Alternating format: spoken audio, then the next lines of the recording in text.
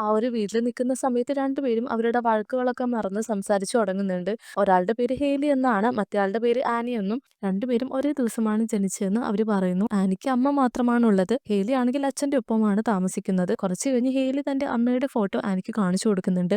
Annie അവളുടെ അച്ഛന്റെ ഫോട്ടോയും കാണിച്ചു കൊടുക്കുന്നു. അങ്ങനെ അവർ രണ്ടുപേരും ആ ഒരു ഫോട്ടോ നോക്കിക്കൊണ്ടിരിക്കുന്ന സമയത്താണ് അത് രണ്ടും ഒറ്റ ഫോട്ടോയാണെന്ന് അവർക്ക് മനസ്സിലായത്.